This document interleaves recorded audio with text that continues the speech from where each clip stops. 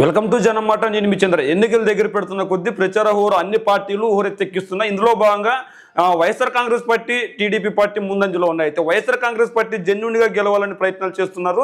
అయితే TDP party ఎలాగైనా గెలవాలని చూస్తుంది. అయితే టీడీపీ పార్టీకి ట్విట్టర్ వేదికగా జగన్మోహన్ రెడ్డి గారిని, వైఎస్ఆర్ కాంగ్రెస్ పార్టీని, వైఎస్ఆర్సీపీ కార్యకర్తలని, వైఎస్ఆర్సీపీ నాయకులను ప్రశ్నిస్తూ కొన్ని పోస్టులు పెట్టాడు. ఆ పోస్టులు ఏంటి, వాటిని వివరించే ప్రయత్నం అయితే చేసుకుందాం మనం. నారా లోకేష్ గారు విశాఖపట్నంలో వైకాపా అఘాయిత్యాలకు అడ్డు అదుపు లేకుండా పోయింది. జీవీఎంసీ 65వ వార్డు నివాసి జమలదారి రాధాపై అదే వార్డు వైసీపీ అధ్యక్షుడు మొదలవలస లోకనాథం పెట్రోల్ పోసి తగలబెట్టే ప్రయత్నం చేయడం చాలా దారుణం. జగన్ రెడ్డి పాలన సొంత చెల్లి తల్లికే రక్షణ లేదంటూ, రక్షణ లేదు రాదా అంటూ ఒక పోస్ట్ పెట్టాడు. మరి ఇదే టీడీపీ లో చాలా మంది గతంలో అధికారంలో ఉన్నప్పుడు ఎంఆర్ఓ వనిసాక్షిపై చింతమనేని ప్రభాకర్ దాడి చేసిన వీడియోనే బయటకు వచ్చింది. మరి ఆ చింతమనేని ప్రభాకర్ పై ఎలాంటి చర్యలు తీసుకున్నారు? మరి ఇక్కడ మీరేమో ఒక వార్డు వైఎస్ఆర్సీపీ అధ్యక్షుడు చేశాడని చెప్తున్నారు. స్వయాన టీడీపీ తరఫున గెలిచిన ఎమ్మెల్యే ఎంఆర్ఓ, మహిళా ఎంఆర్ఓ పై దాడి చేసిన సంఘటన ఉంది. ఇసుక అక్రమంగా దోచుకుంటుంటే ఆ ఇసుకను దోచుకుంటున్న ఎమ్మెల్యేకి ఒత్తాసు పలికింది ఆ రోజు ఎవరు? చింతమనేని ప్రభాకర్కి మీరు కాదా? మీ పార్టీ ఒత్తాసు పలకలేదా? మరి ఆ రోజు చింతమనేని ప్రభాకర్ నాయకత్వాన్ని లేదంటే సభ్యత్వాన్ని ఎందుకు రద్దు చేయలేదు? ఎమ్మెల్యేగా ఎందుకు అనర్హత వేయలేదు? టీడీపీ ఎందుకు కొనసాగించింది? అంటే ఎన్నికల దగ్గర పడుతున్న తరుణంలో ఎలాగైనా బురద చల్లితే సరిపోతుంది. ఈ రోజు ఎక్కడో చోట సామాన్య కార్యకర్త తప్పు చేస్తే అది జగన్మోహన్ రెడ్డి గారు చేసినట్లు మాట్లాడుతున్నారు. మరి మీ స్వయాన మీ పార్టీ సింబల్పై గెలిచిన ఎమ్మెల్యే తప్పు చేసినా కూడా మీరు ఎందుకు ఆ రోజు మాట్లాడలేదు? ఆ రోజు ఎందుకు ప్రశ్నించట్లేదు? మరి ఋషికేశ్వరి గురించి ఏం మాట్లాడతారు? మరి ఋషికేశ్వరి ఎందుకు ఆత్మహత్య చేసుకుంది? ఈ రోజు ఎక్కడో చోట చిన్న చిన్న అవాంఛనీయ సంఘటనలే వీరు వేలెత్తి చూపుతూ భూతద్దంలో చూపిస్తున్నారు. మరి ఆ రోజు పెద్ద పెద్ద సంఘటనలు జరిగినా మరి ఎందుకు వీళ్ళు మాట్లాడలేదు? అంటే వాళ్ళ టీడీపీ నాయకుల్ని, టీడీపీ కార్యకర్తలను, టీడీపీ ఎమ్మెల్యేలను ఆ రోజు రక్షించే పనిలో పడ్డారా? ఆ రోజు ఈ రోజు జగన్మోహన్ రెడ్డి గారు ఇసుక దోచుకుంటున్నాడు అని మీరు మీ తండ్రి గారు ప్రశ్నిస్తున్నారు.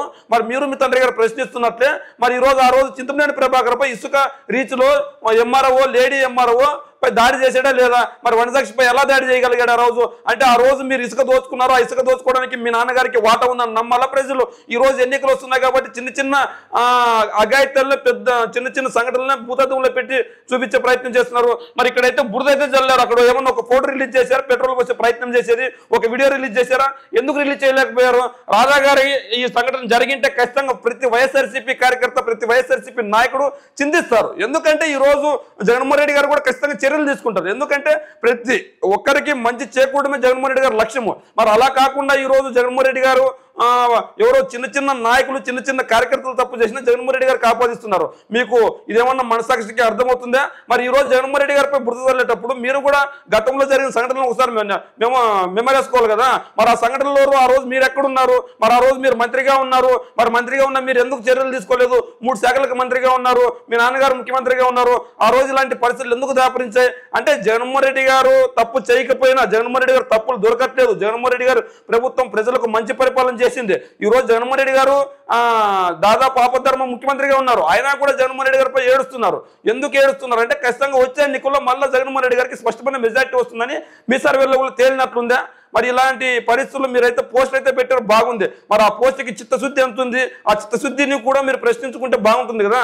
మరి గతంలో ప్రస్తుతానికి జరుగుతున్నట్టు కూడా ప్రశ్నించుకోవాలి. అదేవిధంగా ఇంకో పోస్ట్ ఏంటంటే, నీ ప్రచారం పిచ్చి తగలయ్యా, దిగజారుడు రాజకీయాల్లో నిన్ను కొట్టేవాడు దేశంలో లేడని మరోసారి నిరూపించావు. ఇంకనైనా ఈ డ్రామా లాప్ జగన్ అంటూ ఎవరైతే ఆరోగ్యం బాగలేదు అతను జగన్మోహన్ రెడ్డి గారికి తీసుకొని వచ్చారు. ఆ జగన్మోహన్ రెడ్డి గారికి తీసుకొని వచ్చినప్పుడు ఆ కుటుంబానికి భరోసా ఇచ్చారు జగన్మోహన్ రెడ్డి గారు. ఆ కుటుంబానికి భరోసా ఇస్తుంటే ఇది కూడా ఖచ్చితంగా జగన్మోహన్ రెడ్డి గారు ప్రచారం అనే మీరు చెప్తున్నారు. నిజంగా జగన్మోహన్ రెడ్డి గారికి ప్రచారం చేసుకోవాల్సి వస్తే ఈ రోజు రోడ్లంటే ఎందుకు వస్తాడు? రోడ్లంటే ఎందుకు తిరుగుతాడు? జగన్మోహన్ రెడ్డి గారు ఖచ్చితంగా ప్రతి పేదవాడిని, ప్రతి ఒక్కరికి సమస్యలు ఉన్న వాళ్ళని తీర్చడానికి జగన్మోహన్ రెడ్డి గారు బయలుదేరారు. అలా బయలుదేరిన వాళ్ళలో జగన్మోహన్ రెడ్డి గారు ఒకరు. మరి నిజంగా ప్రచార పిచ్చి ఎవరిది? ఆ రోజు గోదావరి పురస్కారాల్లో ఎంతమందిని చంపారు ప్రచార పిచ్చి కోసం? నిజం కదా?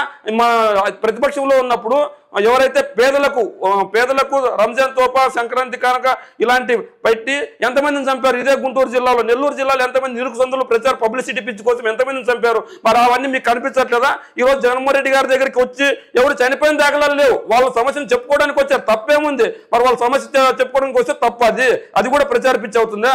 మరి మీ నాన్నగారు గోదావరి పురస్కారాల్లో అంతమందిని చంపారు, మీ నాన్నగారిని ఎందుకు ప్రశ్నించలేదు? నాన్నగారు తప్పండి అని ప్రశ్నించాలి కదా. మీరు అలా ప్రశ్నించకుండా కేవలం జగన్మోహన్ రెడ్డి గారి దగ్గరికి సమస్యలు సమస్యలు చెప్పుకోవడానికి వచ్చినా కూడా మీకేం తెలుసు ప్రజల కష్టాలు, వాళ్ళ ఇంట్లో కష్టాలు ఎన్ని ఉన్నాయి, సమస్యలు ఎన్ని ఉన్నాయి, వాళ్ళు మీకేం తెలుసు? మరి మీ దగ్గరికి ఎందుకు రాలేకపోతున్నారు అంటే మీరు భరోసా ఇవ్వలేరనే, మీరు మళ్ళీ గెలుస్తారని నమ్మకం లేదా వాళ్ళకి? అంటే ఖచ్చితంగా జగన్మోహన్ రెడ్డి గారు గెలుస్తారనే ఈ రోజు మీరు అన్నట్లు నిజంగా జగన్మోహన్ రెడ్డి గారు తప్పు చేసింటాడు, తప్పు చేయలేదు అని పక్కన పెడితే ఈ రోజు ఎన్నికలు వస్తున్నాయి. మరి జగన్మోహన్ రెడ్డి గారి పరిపాలనకి వాళ్ళు ఓటు వేయకపోతే మళ్ళీ జగన్మోహన్ రెడ్డి గారి దగ్గరికి ఎందుకు సమస్యలు చెప్పుకోవడానికి వెళ్తున్నారు? జగన్ అయితేనే వాళ్ళ సమస్య పరిష్కరిస్తాడని వాళ్ళకి బాగా తెలుసు. అందులో భాగంగానే జగన్మోహన్ రెడ్డి గారి దగ్గరికి వాళ్ళు వెళ్తున్నారు. మరి ప్రచార పిచ్చి ఎవరిది? గోదావరి పురస్కారాల్లో చంపింది మీది ప్రచార పిచ్చా, జగన్మోహన్ రెడ్డి గారి ప్రచార పిచ్చా?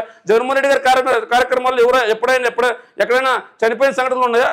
మీరు పబ్లిసిటీ కోసం లేని జనాన్ని ఉన్నట్లు చూపించుకోవడానికి గ్రాఫిక్స్ ఆ రోజు కొంతమంది సినీ డైరెక్టర్లు చెప్పడాన్ని విని గోదావరి పురస్కారాల్లో అక్కడికి వెళ్ళి వాళ్ళని వచ్చినట్లు వెళ్ళనీయకుండా అక్కడ గ్రాఫిక్స్ తీసుకోవడానికి ప్రజలను చూపించాలని చెప్పేసి మీరు గ్రాఫిక్స్ చేసింది మీరు. ఆ రోజు ఆ గ్రాఫిక్స్ చేయడంలో తోపులాటలో దాదాపు 29 నుంచి 35 మంది చనిపోయారు. ఆ చనిపోయిన కుటుంబాలకి గోస ఎవరిది?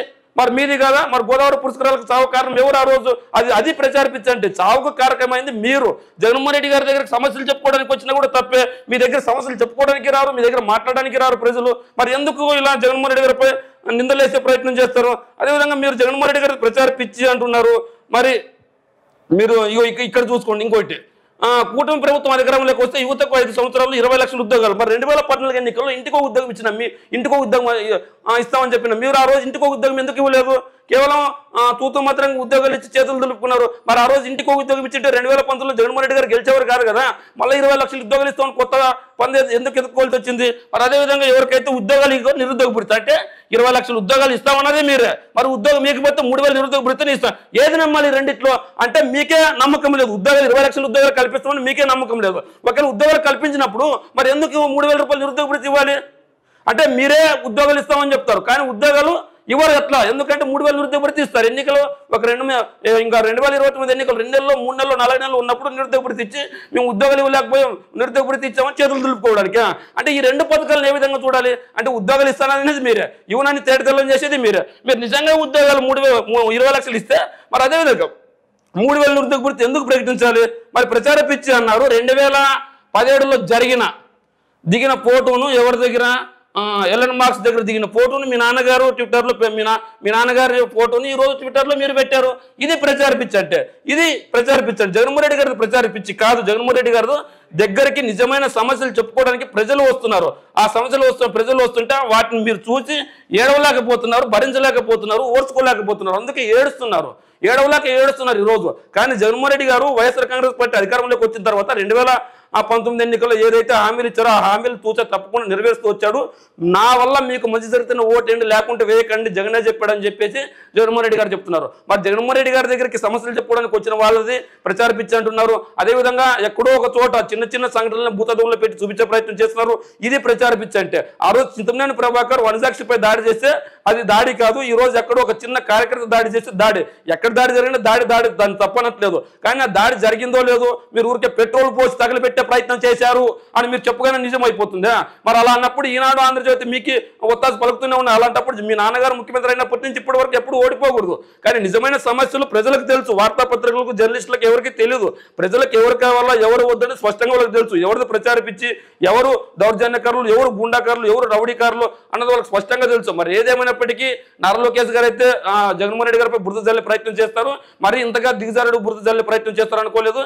ఎందుకు దిగజారుడే ప్రయత్నం చేశారంటే ఖచ్చితంగా వైఎస్ఆర్ కాంగ్రెస్ పార్టీ అధికారంలోకి వచ్చినాక ప్రజల సమస్యలను నెరవేరుస్తూ వచ్చారు. ఆ ప్రజల సమస్యల్లో మళ్ళా జగన్మోహన్ రెడ్డి గారు వస్తారు కాబట్టి అందులో ఆరోగ్యం బాగలేని కుటుంబాలు అతని దగ్గరికి వచ్చి చెప్పుకుంటుంటే అది కూడా ప్రచార పిచ్చి అంటున్నారు. నిజమైన ప్రచార పిచ్చి అంటే మీ నాన్నగారిది గోదావరి పురస్కారాల్లో చంపారు. అదేవిధంగా కొన్ని తోపాలు ప్రతిపక్షంలో ఉన్నప్పుడు నెల్లూరులో ఇరుకు సందులో సభ పెట్టి అక్కడ కూడా తెలుగుదేశం కార్యకర్తలు చనిపోవడానికి కారకులైంది మీరు. అది ప్రచార పిచ్చి. గుంటూరు జిల్లాలో చీరల పంపిణీ పేరుతో అక్కడ సభ ఏర్పాటు చేసి సరైన సౌకర్యాలు తీసుకుండా, సరైన జాగ్రత్తలు తీసుకోకుండా అక్కడ వాళ్ళని ఫెయిల్యూర్ అయ్యే విధంగా చేసి, అక్కడ తొక్సలాట జరిగే విధంగా చేసి అక్కడ కొంతమంది మహిళలను చంపింది మీరు. అది ప్రచార పిచ్చి అంటే. ఇన్ని సంఘటనలు చేసింది అది ప్రచార పిచ్చి. జగన్మోహన్ రెడ్డి గారు ఏ రోజు సభ పెట్టినా కూడా సరైన జాగ్రత్తలు తీసుకొని ఏ ఒక్కరు ఎక్కడే కానీ చనిపోకుండా జాగ్రత్తగా తీసుకొని ఏ ఒక్కరికి ఇబ్బంది కలగకుండా ముందుకు తీసుకెళ్ళగాడు. ఈ రోజు సమస్యలు చెప్పుకోవడానికి వస్తుంటే మీకు ప్రచార పిచ్చిలా కనిపిస్తుంది. ప్రజా సమస్యలు తెలియని వాళ్ళకి ప్రచార పిచ్చిలా కనిపిస్తుంది అని తేటతెల్లమవుతుంది. ఏదేమైనప్పటికీ నారా లోకేష్ గారు చేసిన పోస్టుల గురించి మీరేమనుకుంటున్నారో మీ కామెంట్ రూమ్లో తెలియజేయండి.